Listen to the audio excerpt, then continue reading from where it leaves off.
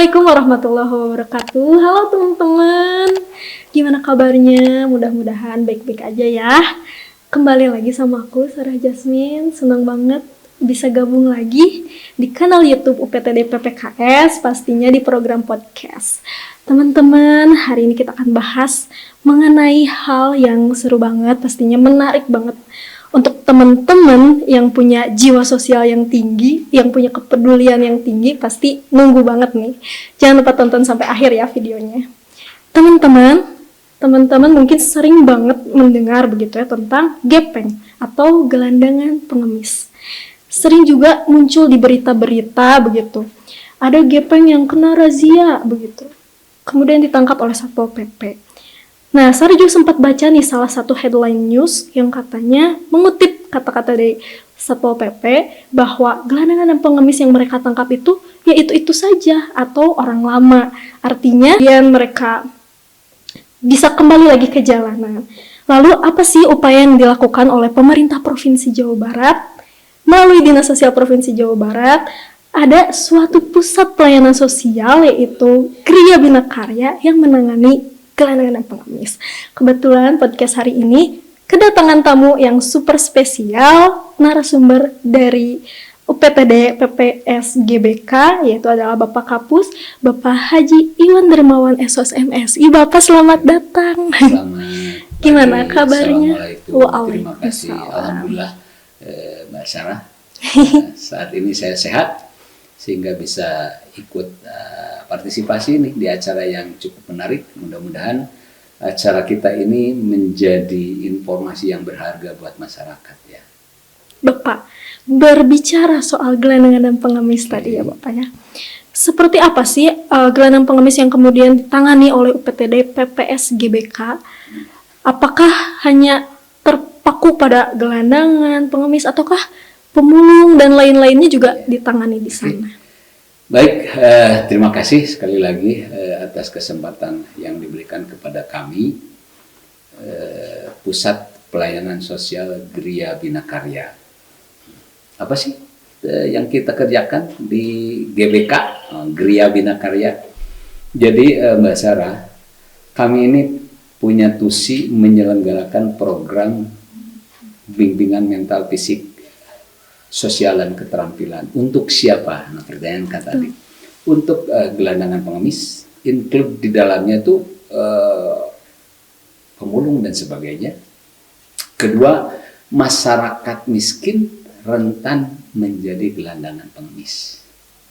Ya, itu yang menjadi tugas pokok dan fungsi kita di PPS GBK. Kita punya satpol, PPS GBK ada 3 satpol, sekarang jadi 4. 1 satpol Bina Mandiri, adanya di Cirebon. 2 satpol SOS Persinggahan, adanya di sini di Cimahi.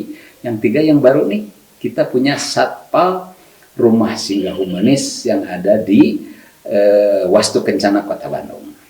Apa sih tugas masing-masing satpol termasuk kami?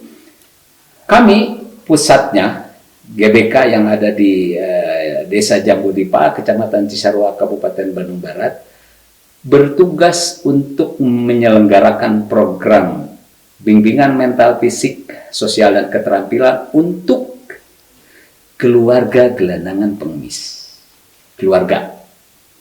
Yang Cirebon, Satpol Bina Mandiri untuk gelandangan pengemis perorangan. Satpol SOS Persinggahan untuk masyarakat yang OTDP singkatnya, orang terlantar dalam perjalanan. Rangganis untuk masyarakat tidak mampu yang sedang berobat di Kota Bandung, waktunya lebih dari 3 hari harus nginep, berarti kami punya fasilitas untuk bisa nginep. Jumlah fasilitasnya saat ini terbatas baru 27 orang.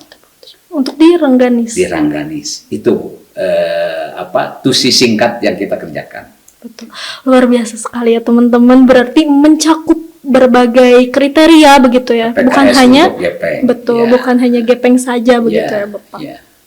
Kemudian Bapak, adakah persyaratan khusus begitu ketika mereka mendaftarkan dirinya misalnya gitu ke UPTD PPS GBK ini? Ya, harus ya, karena kita tuh pemerintah. Betul. Gitu ya. Jadi PPKS itu kan ada 27, salah satunya kami, salah satu dari 27 pemerlu pelayanan kesejahteraan sosial yang harus dilayani oleh pemerintah itu gelandangan pengemis. Ada tentu persyaratan. Satu, ya, warga negara Indonesia. Dua, ber-KTP maupun non-KTP. Gelandangan bisa jadi belum punya KTP. Gitu ya. Tiga, sehat jasmani dan rohani. Berikutnya 100 berkeluarga yang di saya, yang dimandiri boleh perorangan. Berikutnya mau bekerja keras, masuk gitu ya, itu persyaratan. Persyaratan berikutnya mau mengikuti semua program yang sudah kita rencanakan dan agendakan. Dan yang terakhir, bersedia untuk disalurkan. Ini penting, nanti kita bahas. Kenapa ada disalurkan?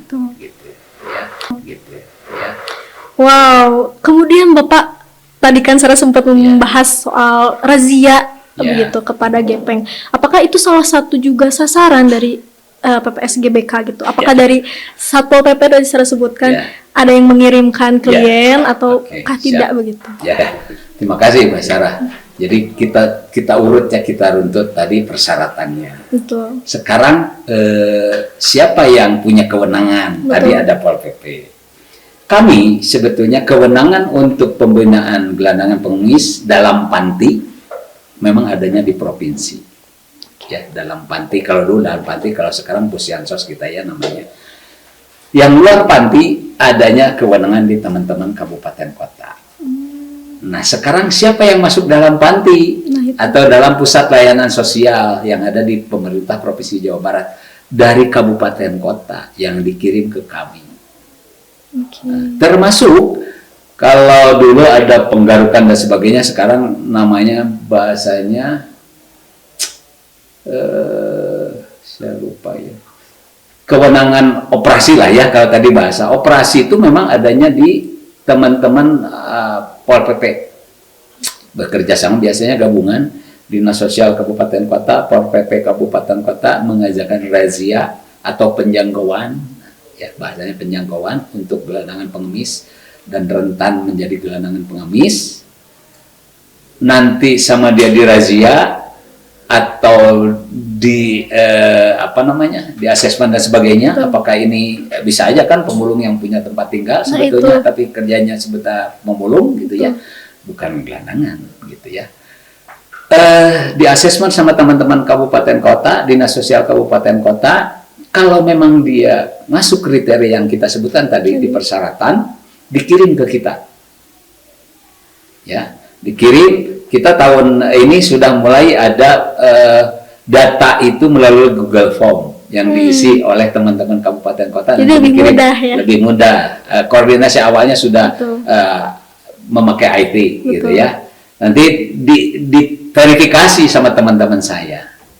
Oh, ini udah boleh kita kirim. Nah, nanti kita cek ulang lagi kesehatannya. Di kami ada dokter. Di asesmen kan ada pejabat fungsional Peksos. Tadi sehat, termus, dia bawa barang dan sebagainya, itu semua verifikasi ulang. Ya. Jadi sekali lagi, klien kita atau warga binaan sosial kita yang masuk ke pusat pelayanan sosial PPS GBK itu atas kerjasama dengan teman-teman Dinas Sosial Kabupaten Kota. Betul. Gitu ya. Ya, kriteria tadi persyaratannya sudah dari awal.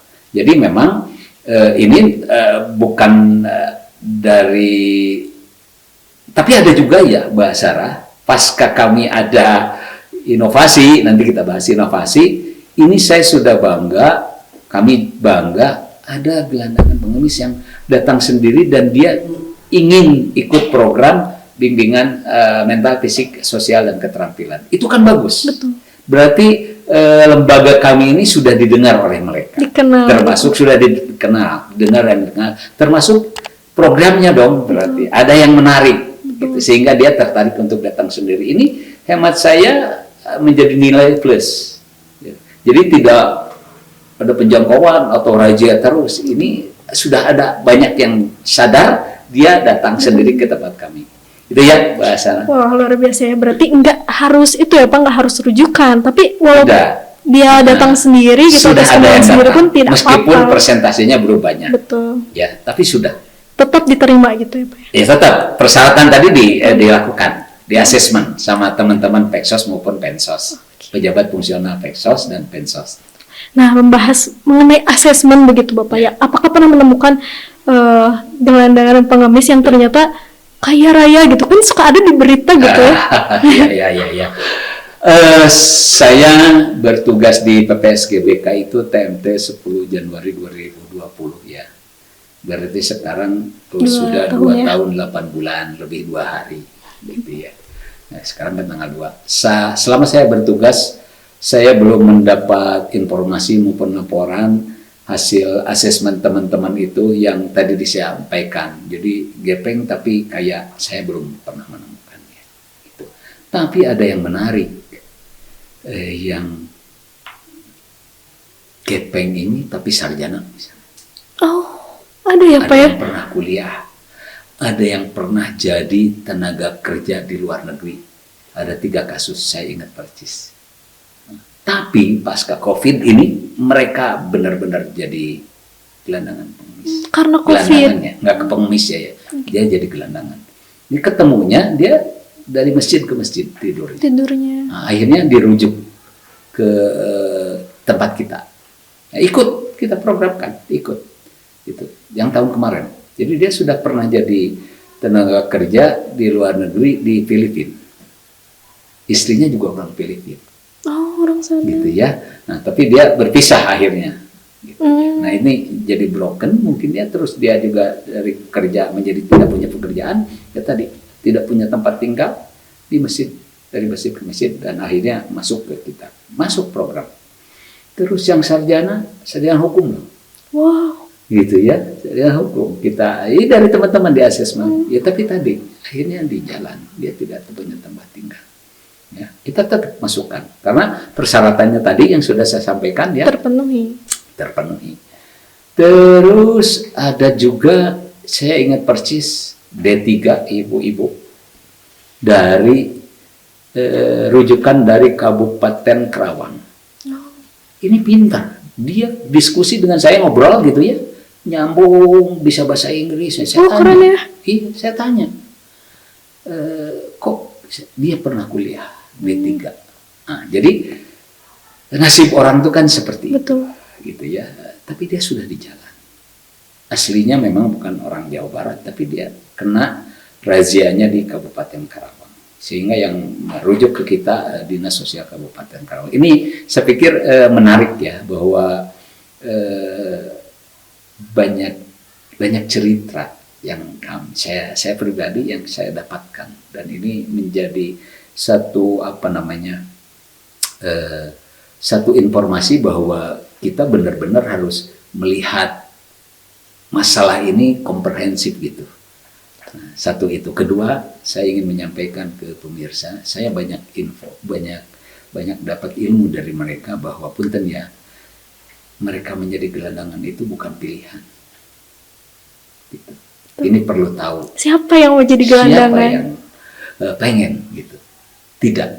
Saya tuh dekat dengan mereka pada saat ada di program. Tiap hari saya coba gali. Karena itu menjadi referensi buat saya, program apa yang tepat buat mereka. Gitu ya. Itulah bahasa pengalaman saya 2 tahun 8 bulan 2 hari ini saya bertugas. Wow, mengharukan sekali ya Bapak. Ya. Saya tersentuh banget, ternyata bukan berarti orang yang sudah sarjana gitu ya, sudah sekolah tinggi, bukan berarti mereka selalu jadi orang yang misalnya sukses gitu ya. Bisa saja Allah bisa saja menguji seperti itu. Dan PPSGBK hadir buat bantu mereka itu. Buat mereka insya Allah. Luar biasa, Masya Allah. Bapak sambil diminum waktu ya, kita santai aja ya ngobrol. Mbak Sarah dan tim, saya disuguhin kopi juga gitu ya. Bisa menginformasikan kerja kita gitu, mudah-mudahan bermanfaat ya. Amin, mudah-mudahan bermanfaat ya. Teman-teman, gimana? Seru ya, makin seru. Bapak untuk pelayanan tadi ya, bicara soal pelayanan sosial yang diberikan PPSGBK, itu apa saja sih Pak? Ada mungkin ya. Karena kan 3 tadi kan ya. Berarti beda-beda kan dari tiga, karena sasarannya pun sedikit berbeda gitu. Ya, tadi yang utama itu kan bimbingan mental, fisik, sosial dan keterampilan. Ya, itu yang utama. Jadi mentalnya misalnya ya, fisiknya gitu ya. Untuk bimbingan fisik kita coba pasca tahun 2020 kita punya program inovasi namanya Kamu Muda Juara Berkelanjutan. Kamu Muda singkatan dari kampus untuk memajukan doa Pak Juara Berkelanjutan. Jadi yang di fisik ini, di inovasi kita coba memenuhi segala kebutuhannya mereka, kebutuhan dasar. Kebutuhan dasar menurut kami dan menurut Permensos nomor 9 tahun 2018, ini dari mulai administrasi kependudukannya. Ini menarik, saya banyak pengalaman menarik. Ada sebagian klien kita atau warga binaan sosial kita yang sudah pernah punya KTP, ada yang punya KTP, dan yang menarik yang ketiga ini, ada yang sampai seusia 50 tahun belum punya KTP dan belum pernah bersentuhan dengan Dukcapil. Ini yang menarik. Nah ini fisiknya kita dari mulai itu kita pikirkan. Sehingga di tahun 2020 kami tadi ya, fisik ini bagian dari fisik, termasuk nanti kesehatan dan sebagainya. Karena ini diinovasi. Jadi untuk administrasi kependudukan terhitung 2020 kami berkolaborasi dengan Dukcapil, baik Dukcapil pemerintah provinsi maupun Dukcapil Kabupaten Bandung Barat. Karena wilayah kerja kita ada di KBB. Nah alhamdulillah Mbak Sarah, makanya saya tadi bisa punya tiga pengalaman. Yang punya KTP, yang sudah pernah rekaman KTP tapi belum terbit KTP, dan yang ketiga yang sama sekali belum pernah. Ini mengerikan bagi yang sama sekali belum pernah. Kalau yang ini berarti ada data kependudukannya. Kalau kita flashback tadi persyaratan WNI, yang ketiga ini sebetulnya warga negara mana? Karena mereka belum pernah bersentuhan dengan data kependudukan. Saya menemukan ada datanya, saya lupa tuh berapa jumlah orang yang belum pernah rekam retina dengan Dukcapil. Tidak sedikit berarti Pak? Tidak sedikit. Di atas 10 orang. Ya, banyak hemat saya. Saya yakin angka bisa jadi bola salju, di luar sana masih banyak yang belum terdata oleh kita gitu. Nah, itu untuk fisik, termasuk fisik itu ada senam ya. Kita ada instruktur senam, dilatih kedisiplinan, kita kerjasama dengan kepolisian, dengan dan ramir setempat kewilayahan, dilatih seperti itu. Karena hemat kami hidup itu butuh disiplin. Betul. Gitu. Ya, sedikit-sedikit meskipun tidak mudah. Kemudian untuk mentalnya, kan ada 4 kegiatan itu ya, fisik, mental, sosial dan keterampilan. Untuk mentalnya, kita pasca ada inovasi tadi berkolaborasi ya. Dengan UIN sudah pernah berkolaborasi sampai dengan saat ini nih, dengan MK DT Manajemen Kolbu, terus dengan Kemenag. Nah ini urusan mental ini lebih kepada kerohanian. Nah ini ada yang rutin, ada yang berkala. Rutinnya tadi saya coba flashback. Kami di Kamu Muda Juara Berkelanjutan itu indikator keduanya mereka bisa melaksanakan sholat 5 waktu tepat waktu berjamaah. Artinya mereka jarang yang seperti itu Bapak? Saya sih sebelumnya melihat mereka agak jauh dari Tuhan gitu, dari agama. Tapi tidak semua ya, ada tidak semua ya gitu ya. Nah, dan itu menjadi pemikiran awal saya bahwa yang paling berat kerja kita itu sebetulnya merubah mental dan perilaku. Betul. Mental perilaku itu menurut saya harus disentuh dari kolbunya dulu. Makanya kami berkolaborasi dengan MK-nya DT. Ada banyak perubahan hemat saya. gitu ya.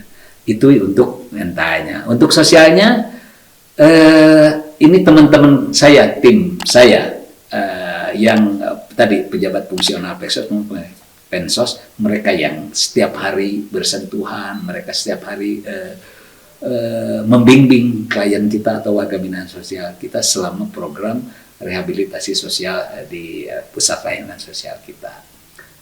Keterampilan, nah ini menjadi bekal mereka pada saat nanti disalurkan. Ada keterampilan inti, ada keterampilan tambahan. Keterampilan intinya dari mulai olah pangan, ada urusan menjahit, dilatih, ada cukur. Tambahannya ada belajar pertanian, ada usaha. Ini untuk usaha loh. Kita berkolaborasi yang pertanian dengan teman-teman alumni Unpad. Untuk wirausaha, saya sudah mau tahun ketiga. Kita berkolaborasi dengan, ini bukan kacangan. Dosennya dosen SBM ITB. Wow. Gitu ya. Alhamdulillah. Karena satu visi. Betul. Bapak X ini satu visi ingin menyumbangkan tenaga dan pikirannya untuk tadi kata Basara untuk sosial. Betul. Nah, itu untuk keterampilannya. Nah, menjadi bekal mereka selesai program. Itu ya, Mbak Sandra. Wow, berarti ada banyak juga keterampilan gitu ya, Bapak. Saya penasaran nih, kan tadi ada beberapa satpol ya dari PPS GBK ini. Itu sama Bapak pelayanan yang diberikannya tadi meliputi 4 hal itu. Ya, oke, saya terangkan. Kalau satpol yang mandiri sama.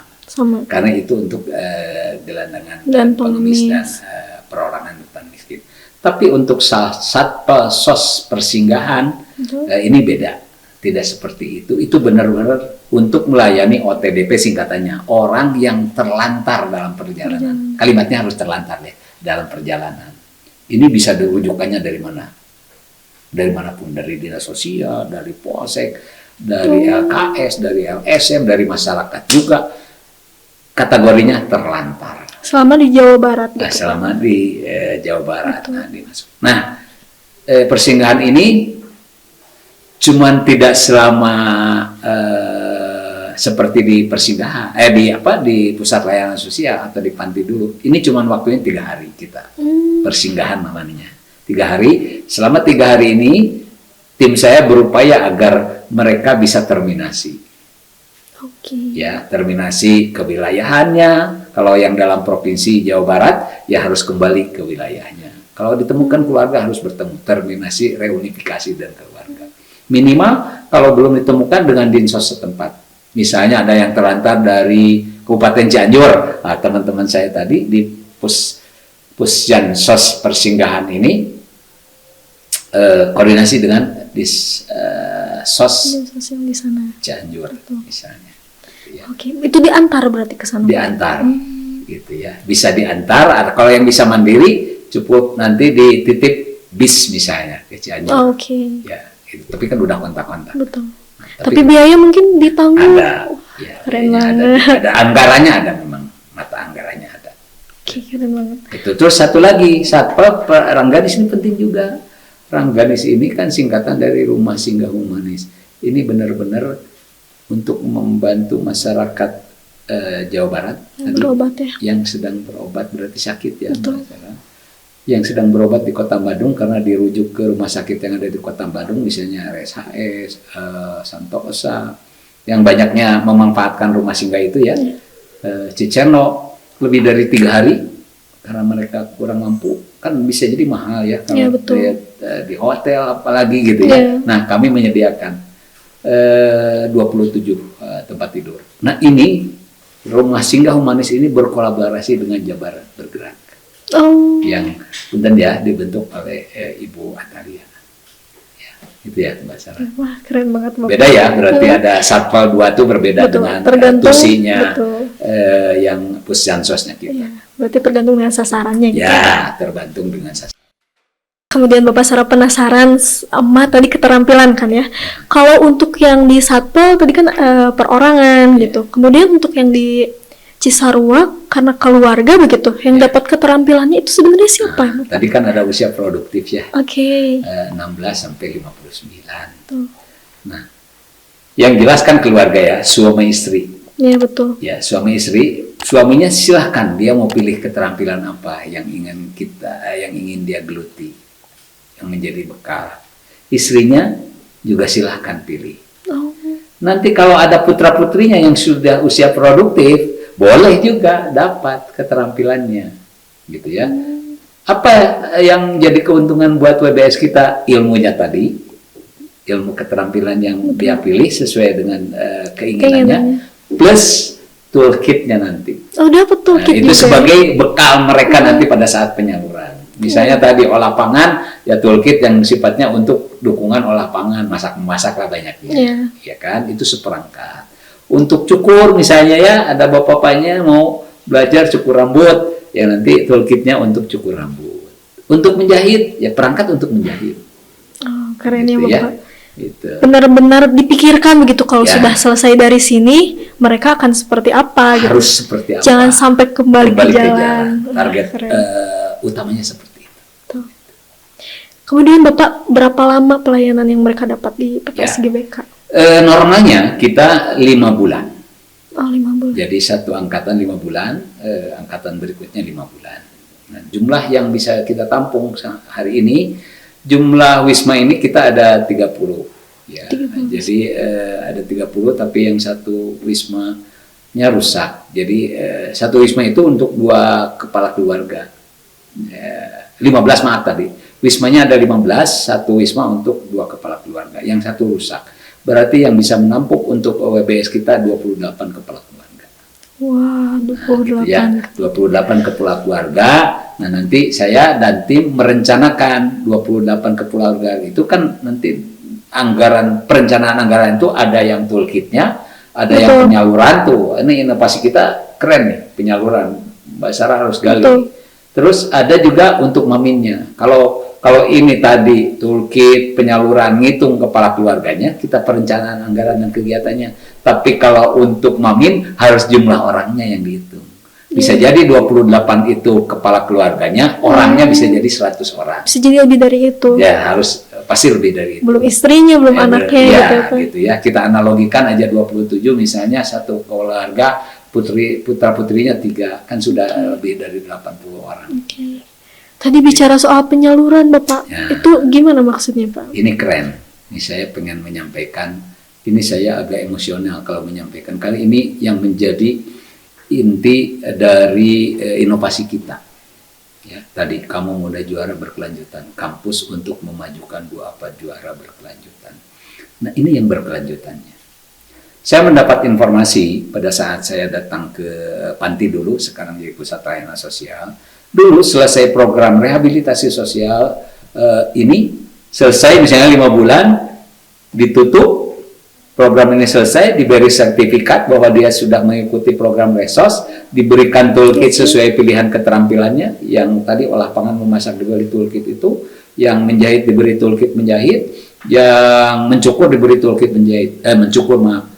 Selesai, kontak kabupaten kota pengirimnya datang, ya sudah selesai bubar. Saya mendengar seperti itu. Pasca kami ada, gitu ya, kami coba disalurkan. Apa sih disalurkan? Saya melihat, saya dan tim dengan teman-teman PPS GBK melihat permasalahan utama untuk klien kita itu kan tidak punya tempat tinggal. Betul. Iya kan? Kan gelandangan pengemis di mana aja, atau yang rentan miskin, rentan menjadi gelandangan miskin. Saya mendapat dukungan dari pimpinan kami, Pak Kadis, Bu Sekdis, dan ke bawahnya para kabin. Yang dimaksud penyaluran, kita coba beri stimulan mereka pada selesai program Resos tadi dikontrakan rumah, Mbak Sarah. Ini kan masalah utamanya kan itu. Betul. Jadi kalau sudah selesai program Dibiar. dipulangkan, kemana? Jadi mereka Menggelandang kembali ke lagi. jalan. Betul. Ya tadi yang di awal prolog Mbak Sarah bahwa mendapat info dari teman-teman Pol PP yang dikena razia dan penggarukan atau penjangkauan, ya itu lagi. karena solusi masalah utamanya tidak diselesaikan, tidak dipikirkan, maaf ya, tidak dipikirkan. Nah, pasca ada inovasi, saya dapat dukungan dari pimpinan kita, Pak Kadis dan semuanya, termasuk dukungan dari kepala BPKAD. Jangan ke jalan, kamu harus kontrak, sok pikirkan, kontrak. Mereka yang milih. Terus tadi mau usaha apa? Ya keterampilan menjahit, oh berarti mau menjahit. Nah, kita teman-teman saya, Peksos dan tim harus berpikir jangan asal kontrak juga, harus sesuai dengan rencananya dia mau usaha apa. Betul. Gitu ya, biar nyambung, sustainable. Program dalam panti, pusat layanan sosial dengan nanti bimbingan lanjutannya harus nyambung. Gitu. Nah, ini menjadi yang menarik bagi saya dan tim. Tadi disalurkan kontrak semua. Nah, tadi ini juga menjadi dasar program Resos ini berhasil atau tidak, outcome-nya mana? Outcome-nya kalau saya ngitung kan tadi bantuan kitanya cuma 3 bulan. Saya berpikir, saya berharap bulan keempat itu kan berarti dia harus kontrak sendiri bayar. Kalau dia sudah bisa, ini menuju mandirinya sudah dekat. Tuh. Karena sudah bisa, dia buat kontraknya sendiri, bayar sendiri. Dari usaha yang dia pelajari, keterampilannya. Nah, itu. Gitu. Jadi kan ladang usaha. Banyaknya Basara yang saya alami sekarang, banyaknya ini memang berdagang ya. Ya, selesai itu berdagang, berjualan, banyaknya macam-macam lah, jualan jajanan anak, jajanan masakan yang dia pelajari. Tapi Basara ada juga yang menjadi karyawan loh. Wow. Gitu ya. Saya punya data. Misalnya ada Pak Safiuddin sekarang di Kalimantan, dia ahli bangunan memang. Dia jadi pegawai bangunan. Ada juga yang asli jalan nih ya, yang sekarang di sawit, dia karyawan sawit. Punten ya, ini mah saya bahagia karena mereka tuh ada WA group setiap angkatan. Ini bagian dari monitor tim saya. Ya, karena ternyata WBS kita juga melek ke Android mah bahasa ya. Gitu ya. Jadi itu jadi bahan monitor. Setiap angkatan kita sudah punya 3 WA group dari 2020, 2021, dan yang kemarin sudah ada 1 angkatan. Nah, saya monitor sampai ada punten ya, yang di sawit itu dia potokan jumlah gaji take home pay yang diterima pertama. Saya bangga. Boleh denger berapa? Jangan. Ya. Pokoknya lumayan gitu ya. Saya pikir lebih dari lumayan. Wow. Juta ya. Masya Allah. Dan dia mengembangkan keterampilan yang dia dapat. Ya, dia jadi karyawan di perkebunan sawit itu. Dia buka cukur juga karena dia keterampilannya cukur. Keren. Ini siapa yang monitor itu? Tim saya. Nah, pejabat fungsional, Peksos, Pensos, dan TU juga ikut monitor itu. Oke.